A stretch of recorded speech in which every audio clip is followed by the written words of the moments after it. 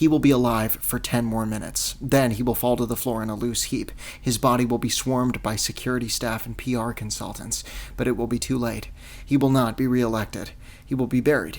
He is backstage right now in the green room, clueless to the fact that he has 10 minutes on the clock, and the clock is ticking. The good public servant. The stage at the center of the arena is empty, but won't be for long. Soon he will be standing there, before he is dead. Ladies and gentlemen, thank you kindly for being here with me today. I've ensured the act of dying will be quick and painless for him, not because I want it to be painless. I'd prefer it was unenjoyable for him, but it has to be quick and it has to be certain. I have to watch him pass from this earth with certainty. If he does not pass from this earth right there on the spot in front of me, I will be in big, big trouble. Also, I will not be paid. I stand before you as a fellow citizen, a frightened fellow citizen. I'm going through security. Everything is on schedule. The country we know and love is under attack. The place is packed to the brim as we knew it would be. The crowd is mostly young people, so I fit right in. The good public servant is young and well-spoken and seems to have mobilized the 18 to 25-year-old crowd, which is a rare feat in this climate. Minimal security staff on site today, which is, of course, why we picked today. Of the agents present, there is only one who appears to be particularly competent. You can tell he is accumulating and interpreting visual data at breakneck pace. I can't be sure, but I think his gaze remains on me for more than a second, which turns my bowels to water, but I could also be imagining this. I cannot let myself be swayed by delusion. I have trained for this. What I do is I discard the whole stream of thought with a mental wave of the hand, and then package it into my mental file cabinet labeled unnecessary, unfounded. As we speak, dangerous outsiders are breaking and entering into the haven we call home. They are coming in with malintent, an invasive species dead set on one thing, bringing our precious way of life to an end. I get through security like a breeze. I have no metal on me. The weapon is made of something else. The task from here is straightforward. I am a professional. I will go into the bathroom to assemble the weapon. I will do this behind the closed doors of a bathroom stall. I will then tuck the assembled weapon into a concealed pocket in my tactical cargo pants. Then I will walk the perimeter of level 1 of the arena until I find the unmarked janitor's closet tucked into the south wall, right next to the Dippin' Dots. The closet will be unlocked. I will enter the closet, and inside will be an employee uniform of some kind. I will put it on. I will then have full access to all of the arena, such as the very front row of the VIP section, so I can get all up close and personal to the good public servant, and then, in one smooth, practiced motion, remove him from this earth with the assembled weapon, and then disappear amongst the thrum of his panicked constituents. Every day, they are coming in and stealing our jobs out from under us, and kidnapping our children. I have little to no evidence to back up this particular talking point, but I think you are all more or less with me given the wild, unrestrained cheers and applause. I smile at the final guard of the security checkpoint, who does not look at me twice. The competent guard is still looking at me. Why is he still looking at me? This is probably due to unrecognized traumas within all of your collective psyches, as in deep-seated fears of the other as a concept, and really any belief system that threatens your own limited tribal sense of the world. I am aware of this pattern and am actively exploiting it to further mine own agenda, which includes accruing as much money and power as possible. Can I get a hoorah? I am out of the security line and inside the arena. There are people everywhere. I really hate being around people. Sorry, folks, may have strayed from the point there for just a moment, but hey, point is this. We are going to get rid of all the people who aren't supposed to be here. Hoorah! I am suddenly overcome with a swell deep within my lower intestine. I have an intense need to not be doing this right now, to be doing anything else but this right now, but I have been trained for this feeling also. I remind myself we are through the front doors and so, in a sense, committed. I notice the train of thought of not wanting to do this and watch it fade away, and then I package it into the mental file cabinet labeled unnecessary, unproductive. I make my way to the bathroom. Any bathroom. This one is blocked by a janitor and his big cart of cleaning supplies. He has no idea the importance of my task. He could not possibly comprehend it. I squeeze past the cart and he sees this and is like, "Sir, please just give me a minute here to finish up." And it's like, first of all, who are you to tell me to stop? Get real. I ignore his protest outright and make for one of the stalls. He tries again. Sir, please, this bathroom is closed." I tell him, "It's okay, I'll just be a minute here," and I close the stall door in his face. He stops trying to remove me. He stands at the door, not moving, which is a bit unnerving. I am frightened that he is not going to move from his position, which would prevent me from assembling the weapon.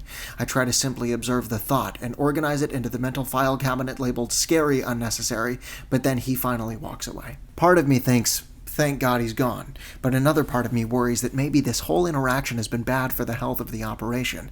The janitor is still in the bathroom. I have to be quiet.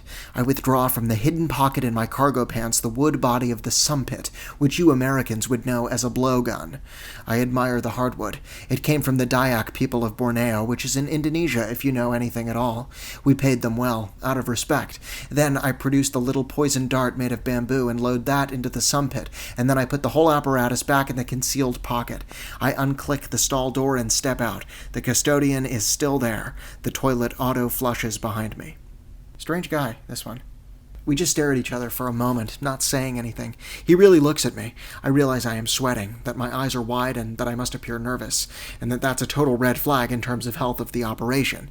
So I burst back into movement and brush past the custodian, who's still just standing there and probably turns his head to watch me leave the still-closed bathroom, though I do not turn to confirm this. I keep moving. I have a job to do. In 7 minutes, the good public servant will be dead, and I will be out of here. I'm here today, folks, to share with you my plan, as your elected official, to make the great state of Ohio just a little bit safer. I am walking as fast as I can without drawing suspicion, which comes out to about 5 miles per hour. I weave between soft, turgid bodies like it's a sport. If re-elected, I'd implement this plan immediately and get right to forcibly removing those who do not belong. Hoorah! Wrapping around the interior ring of the arena, I pass countless fast food establishments, carved into the stone wall as if they've always been there. I'm looking for the closet. I can hear the mic check on stage at the center of the arena, the tortured whine of the microphone. Weak humans cover their ears. Automatic impulse responses like these have always been pretty pathetic to me. Control yourself. Are you an infant? Here, finally, is the closet, next to the Dippin' Dots. No one is looking, so I test the door handle. Unlocked. I let myself in and shut it again behind me. Here's the nervous guy from the bathroom letting himself into the utility closet. Now that certainly falls into the realm of not normal. This is something you phone in. So I phone it in. I put my walkie to my mouth. Sir, we've got a problem down here. An unidentified patron who's just let himself into the utility closet. The closet is tight as a lung. There's a single overhead light you pull with a string, and it bathes me in a faint piss-colored cloud of blech. No, sir, I'm saying as in like a potential security threat. I could just go in there and see what's going on. It's no problem, really. There is a uniform hanging here, exactly according to plan. It is a janitor uniform. God damn it, I am thinking, then shuffle the thought into the appropriate mental file cabinet. This does not move the needle. I put on the uniform. I exit the closet. Okay. Copy that. Heard. Loud and clear. I'll stay in my lane. Comprendo. Currents of fat Americans drift left and right in ovine single-file lines. I join the rush and begin weaving again.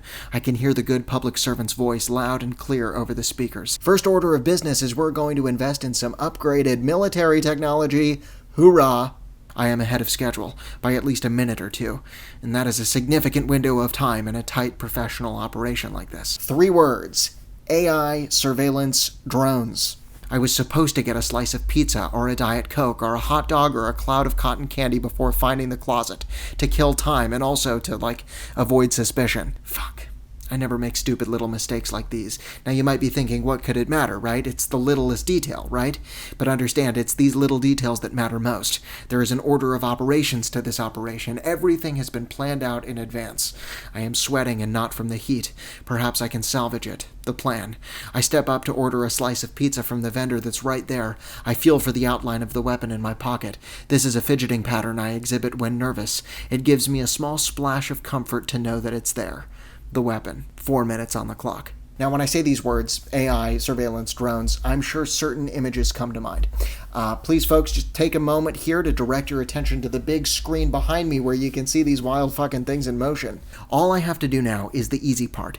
I have to make my way to the front row and remove the apparatus from its concealed pocket and wait for the moment of the speech, the line that always gets the crowd to cheer, and then aim the sumpet and blow the sumpet, and it's done.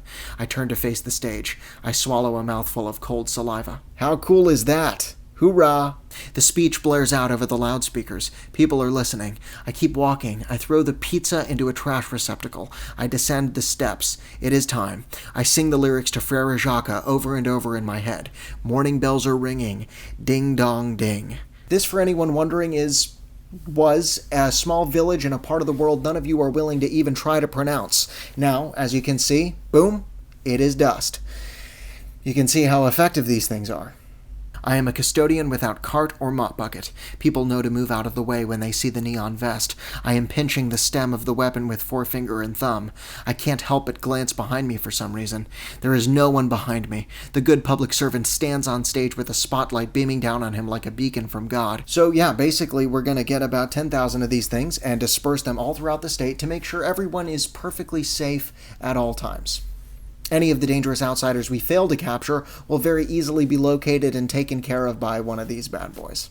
We are roughly 2.5 minutes from this whole ordeal being done, and I will be in the car home and we will get dinner at my favorite restaurant, and it will be like a bad dream I'm already beginning to forget. Now, you might be wondering, how the hell, excuse my Francois, are we going to pay for all this? And that's a great question. I say excuse me and swerve around a senile couple who have no business voting for someone they won't live to see complete their term. I am getting real close to the stage. So to be so perfectly transparent with you beautiful constituents, it will indeed be coming out of your tax dollars, which will unfortunately go up by a not insignificant margin to account for all the many AI surveillance drones, which you'll recall will be working 24/7 to keep you and yours safe and sound, hoorah. But we've run the numbers and the total cost comes out to just 3 cups of coffee per day for each of you, which is really not so bad if you choose to see it that way. So that is what you would call agenda item number 1. Hoorah. I am at the front of the stage. I am almost certain I am being watched. Here's the edgy guy at the base of the stage, and he's got a look in his eyes like he's about to shit himself or fall to his knees in worship or something in the middle of those extremes, and he's just standing there at the front of the stage, and he's messing with something in his pocket, and just then, it clicks into place for me what he's here to do. The next piece of it is that we'll obviously have to be surveilling all of you. The biggest threat to an organism most often comes from the inside. But again, not to worry. We will do this in a way that is totally non-invasive and covert, so you will never know you're being watched. We will simply, via backdoor access, monitor your bank accounts, social media profiles, call records, and daily activities to ensure you lovely, beautiful, perfect citizens are not at any point considered a threat to the state. This is well outside the realm of my responsibility, but what am I to do here? What would you do? I try to walkie the boss, but he blocks the signal. It is just me here. You'll go out, for example, for a Sunday afternoon at the park and look up and see an object hovering in the distant sky, and your little one there might say, "Look, Mommy, a plane," and you'll have the opportunity to educate her and say, "No, sweetheart, that is in actuality an AI surveillance drone, bought and paid for by me and Daddy and all the other upstanding citizens of the great state of Ohio." And your little one might then say, "Mommy, what's AI?" And we trust you can take it from there. Hoorah. I am looking up at the good public servant who has 30 seconds on the clock. The world is about to change. I am the one who is going to change it. And once we have all these drones bought and paid for, and once we have all of you beautiful people surveilled 24/7, then finally we can make our way back to the unspecified, unpronounceable region we just displayed on the big screen, where we'll, for lack of a better term, pretty much wipe them off the face of the planet, and there put up a theme park called Ohio Land after, yep, you guessed it, our great state right here. I figured y'all were gonna love that. How cool is that? Hoorah! One single action, a fluid motion of mind and body, and Western civilization will be different. I produce the apparatus from my pocket. I aim it at the stage. Everyone in the crowd is staring up at the stage at a man who's surely blinded by the spotlight. So, in closing, I'll say this. And this is really the most important piece of the whole pie. If you walk away with one thing, let it be this. Here comes the line that makes people cheer. Everything hangs in the balance. The nervous man at the base of the stage is pulling something from his pocket. I don't know what it is, but I know what it's for. Everything is going to be okay. Everything is going to be fine. I look at the man on stage, the man blinded by light. Here is a man led not by hate, but by fear. He carries it with him in every moment he's alive. He won't ever show it to the world.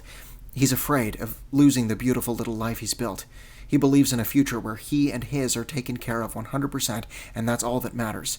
Here is a man who lies awake every night with worry, who feels that at any moment the ground beneath him could crumble, could send him tumbling down into the unknown. You're going to be fine. Everyone you love is going to be fine. A man of flesh and blood. A man I am maybe not so different from. The only people who will not be fine are those you hate and despise.